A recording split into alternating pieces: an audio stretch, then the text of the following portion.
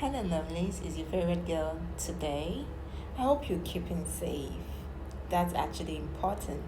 So, today I'm going to be discussing the ingredients that actually inhibits melanogenesis activation. Now, when you're talking about melanogenesis, you're talking about the process and from the process of producing melanin. And if you've been consistent with my videos, you understand that melanin is a protective pigment that your body produces. And also, you would understand that pigmentation is a reactive process of melanin. So going right into it, at what point in time we must have treated pigmentation or dealt with pigmentation when we were the other. Some it comes at patches here and there, others blotchy skin from melasma, other ones you have uneven skin tone. Now, when this happens, there are a lot of things we dabble into just to make sure that we have a clear skin. And talking to you today, I'm going to be telling you about some ingredients that actually act as pigmenting acids and also that also inhibits the production of melanin, so you don't get to end up with pigmentation. It means when there's no production of melanin, there is no pigmentation. So let's get right into it. There's kojic acid, there's phytic acid, I'll say that again, and there's arbutin. Now, these three are ingredients that inhibit the production of melanin. Meanwhile, I started a video of telling you what melanogenesis is in its simplest form, which is the production of melanin. So, kojic acid, phytic acid, and arbutin, these inhibit the production of melanin. So you can say kojic acid or phytic acid, they're dipigmenting acids. Yes, you can say that. Now, retinols inhibit melanocyte activation. Now, if there are no activation if the melanocyte cells are not activated, if the melanocyte cells do not get a signal from the keratinocyte cells, we need melanin to rush to the surface to protect the skin. If there's no such signal, at all, and there is no melanocyte activation. So what I'm trying to say is retinol puts a stop to melanocyte activation. So if there is no melanocyte activation, there is no melanogenesis. Now, when I mean melanocyte activation, the cells are not activated.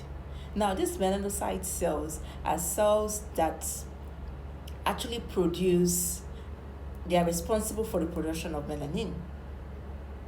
So, if they are not activated, there is no production of melanin. I hope you're following.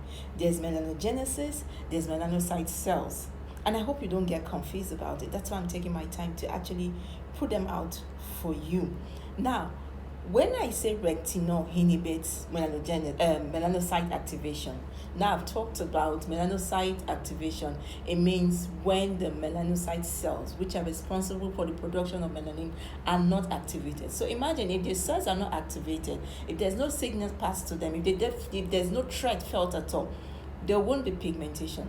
But at the same time, retinol has a way of putting a stop to the production of this melanin. So even if there's a signal that is passed on to produce and the rest, it sort of inhibits the production of melanin. So it makes sure that those melanocyte cells, there are no activation within it. Now move to niacinamide. Niacinamide, that's vitamin B3. Now what this does is it also inhibits the already formed melanin.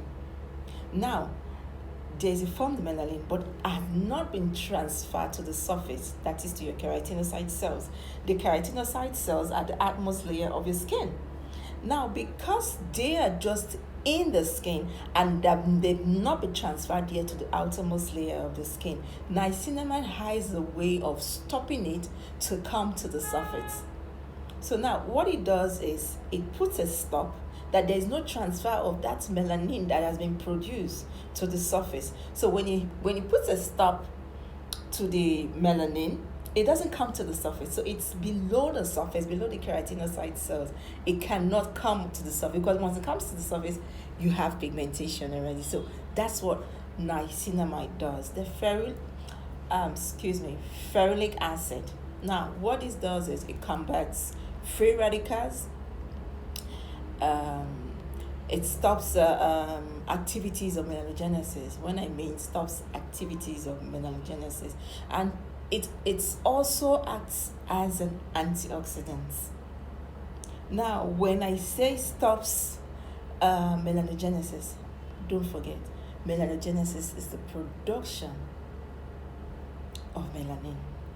Melanocyte cells are the ones responsible for the producing of melanin. So there's melanogenesis, there's melanocyte, and there's melanin. So ferulic acid combats free radicals that your skin itself produces on the keratinocyte cells. And remember, keratinocyte cells are the outermost layer of your skin. So normally every human's body produces free radicals that lives on top of the skin. But when you have ferulic acid on your skin, it stops the free radicals that causes oxidative stress, that breaks down your collagen system and your fatty acid, and actually quickens aging or causes premature aging. So when there's ferulic acid, when that serves as also an antioxidant is applied, it stops free radicals from going fast, destroying your skin cells, and it also stops melanogenesis. So I hope this has been quite informative for you guys, and I hope to see you again next time. Don't forget to click on the like button and subscribe. Oh, I so love my new subscribers and the old ones too. And you can follow me on my Instagram page up there. And it's good to have you guys here. And I hope to see more of you, and I hope you get quite informative videos from me. And for now, have a great day.